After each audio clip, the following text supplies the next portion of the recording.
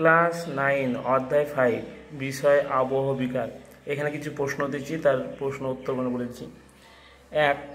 জারণ প্রক্রিয়ায় শিলার আবহ বিকারে কার্যকারী ভূমিকা নেয়। A H2, B O2, C N2, D CO2। তাহলে কোনটা উত্তর হবে? এখানে হচ্ছে জারণ প্রক্রিয়া, জারণ মানে তো অক্সিডেশন, তাহলে এখানে O2 অক্সিজেন প্রক্রিয়া। রাসায়নিক আবহবিকারের প্রধান উপাদান হলো, রাসায়নিক বিকারের প্রধান উপাদান হলো এ জল, সূর্যালোক, বায়ুপ্রবাহ, ডি উদ্ভিদ। কোনটা? রাসায়নিক আবহবিকার বেশিরভাগ আর্দ্র ভাব, বেশি বৃষ্টিপাত ওই অঞ্চল হয়, তাহলে এখানে জল। যান্ত্রিকটা উষ্ণ অঞ্চলে। চুনাপাথর যুক্ত অঞ্চলে বেশি দেখা যায়।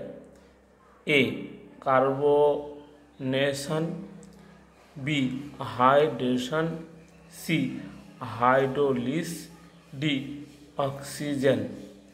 তাহলে চুনাপাথর যুক্ত অঞ্চলে বেশি দেখা যায় এখানে কার্বনেশন।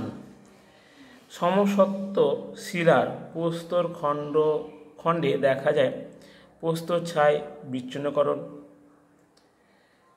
স্বল্পমোচন, ক্ষুদ্রকণা বিসরণ, তুহিন খণ্ডীকরণ।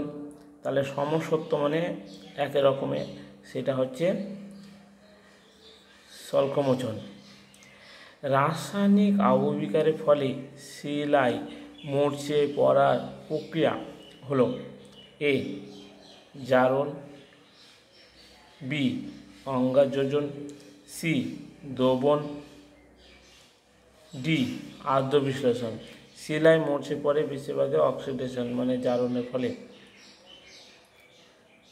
তুষারপাত আদর্শিত অঞ্চলে বেশি ঘটে। যান্ত্রিক, রাসায়নিক, জৈবিক আবহবিকার। তাহলে কোনটা? যান্ত্রিক, রাসায়নিক, জৈবিক বিকার। এখানে যান্ত্রিক আবহবিকার। উষ্ণ মরুভূমিতে যান্ত্রিক আবহবিকারের প্রধান প্রক্রিয়াটি হলো, উষ্ণ মরুভূমিতে যান্ত্রিক আবহবিকারের প্রধান প্রক্রিয়া হলো লবণ কেলাস গঠন না ক্ষুদ্রকণা বিসরণ। এখানে ক্ষুদ্রকণা বিসরণ উষ্ণ মরু অঞ্চলে। স্বল্পমোচন প্রক্রিয়াটি হয় গ্রানাইট, তারপরে ব্যাসল্ট, গ্রানাইট না বেলেপাথর। তাহলে উত্তরটা গ্রানাইট। গ্রানাইটে স্বল্পমোচন হয়। জল বরফে পরিণত হলে আয়তনে 8% হ্রাস পায়, 9% বৃদ্ধি পায়, 12% বৃদ্ধি পায়। তাহলে উত্তরটা 9% বৃদ্ধি পায়। চুনাপাথর যুক্ত অঞ্চলে রাসায়নিক আবহবিকারের ফলে গঠিত ভূ আস্তরণটি হল এ রেগোলিথ, বি টেরা রোজা, সি স্বল্পমোচন। তাহলে চুনাপাথর যুক্ত অঞ্চলে যে লাল রঙের মাটি দেখা যায় তা হচ্ছে টেরা রোজা। বাস এই হলো 10টা কিছু প্রশ্ন। আর গতদিন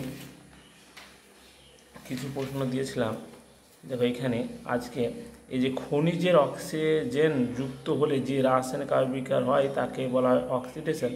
এই তার এগুলো সম্পর্কে ব্যাখ্যা আমি বলে দিচ্ছি।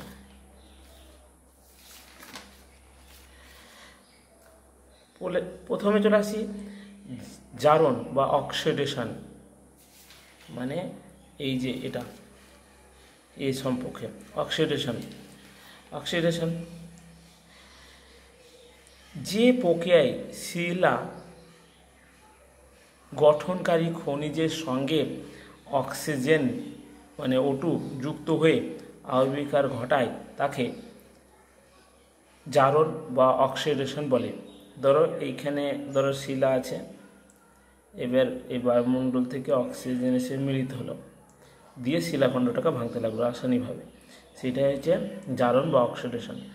এই প্রক্রিয়া ম্যাগনেটাইট জারিত হয়ে লিমোনাইটে পরিণত হয়, মানে এই ম্যাগনেটাইট সংকেতটা লিমোনাইটে পরিণত হচ্ছে, এটাতে পরিণত হচ্ছে। দেখো এখানে একটা সমীকরণ দেওয়া হচ্ছে।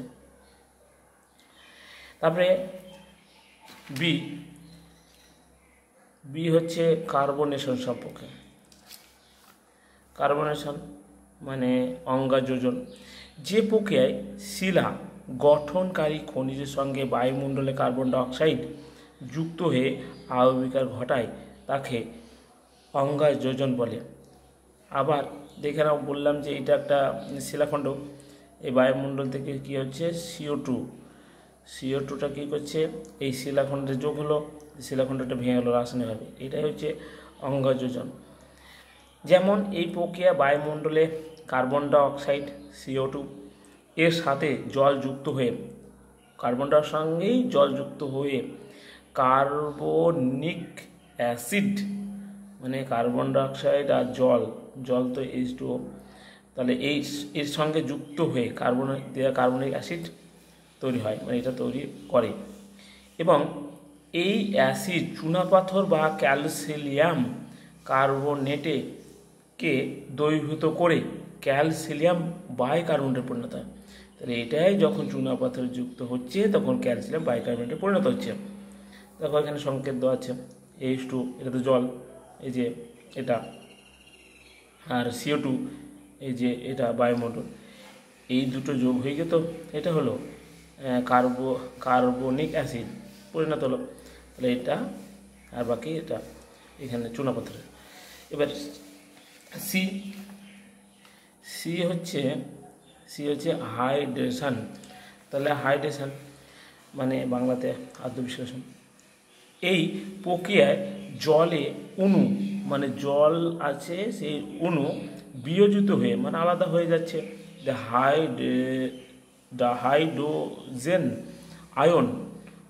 আয়ন ও হাইড্রোক্লিন এই আয়নে পরিণত হয়েছে ভেঙে গিয়ে, এবং এই আয়নের সাথে শিলা গঠনকারী খনিজের আয়ন বিনিময় করে শিলার রাসায়নিক পরিবর্তন ঘটায়। তাহলে এর ফলে শিলাটা কী করছে, ভেঙে গিয়ে কী হচ্ছে, এই শিলাটা রাসায়নিক পরিবর্তন হচ্ছে, চেঞ্জ করে দিচ্ছে। এটা কি বলছে, হাইড্রেশন বা আর্দ্র বিশ্লেষণ। যেমন এই প্রক্রিয়ায় অ্যালুমিনো সিলিসিক আয়ন বা অর্থোক্লেজ ফেলসপারের আর্দ্র বিশ্লেষণের ফলে অ্যালুমিনো সিলিসিক অম্ল উৎপন্ন করা হয়। এই একটা সংকেত, এই যেগুলো দেওয়া আছে এগুলো সংকেত করা আছে। এবার হচ্ছে রিডাকশান হচ্ছে একটা বিচরণ। খনিজের সঙ্গে ইলেকট্রনের সংযুক্ত ফলে পদার্থটি ঋণাত্মক যোজ্যতা বেড়ে যায়। একে হচ্ছে বিজারণ বা রিডাকশান বলা হয়। কি বললাম, খনিজের সঙ্গে, মানে ধরো এটা খনিজ হলাম, এবার এখানে ইলেকট্রনের সংযুক্ত হয়ে, ইলেকট্রন কী হলো, যুক্ত হয়ে গেল, পদার্থটি কি ঋণাত্মক মানে মাইনাস, যোজ্যতায় বেড়ে যায়, একে বলছে বিজারণ। বাস এই হলো আজকের ভিডিও।